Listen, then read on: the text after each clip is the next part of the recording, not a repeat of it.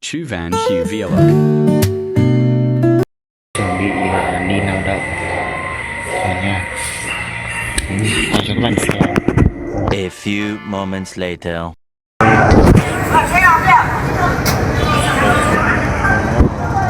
Cộng đồng nha.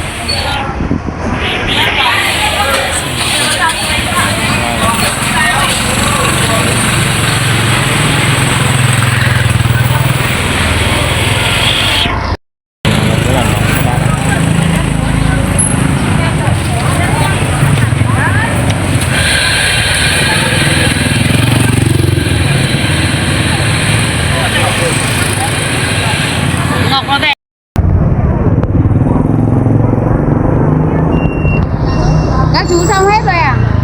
Xong rồi. Qua cũng hết rồi. Anh chúc tầm 9:30 mà chúng ta 9:30 à?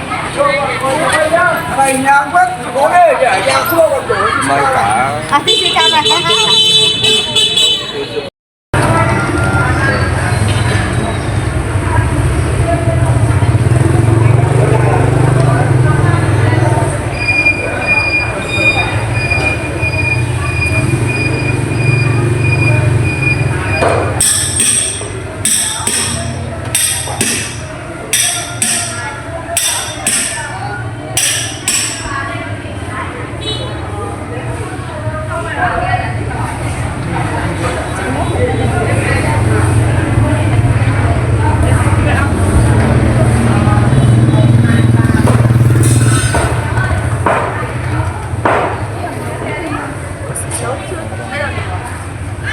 được về chưa photo? Về chưa? Về rồi, về đi. Chào các bạn nha. A few moments later. Xem lao động nhu cầu.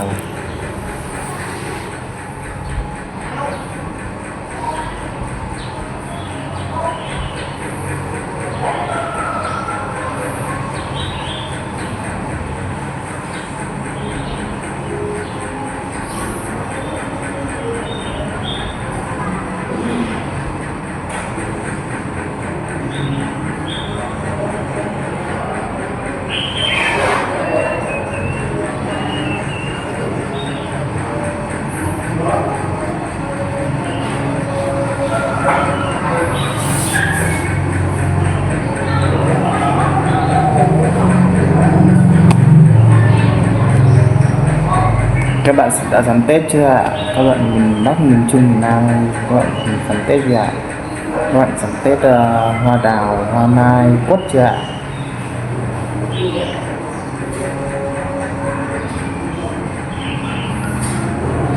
Mọi người subscribe để đăng ký cho mình nha, đăng ký kênh cho mình nha.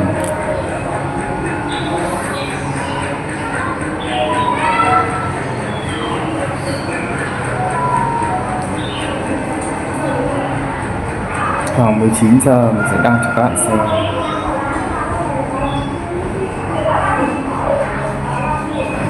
Bây giờ video của mình đến đây là kết thúc. Chúc các bạn ăn Tết vui vẻ, lành mạnh và bình an nhé.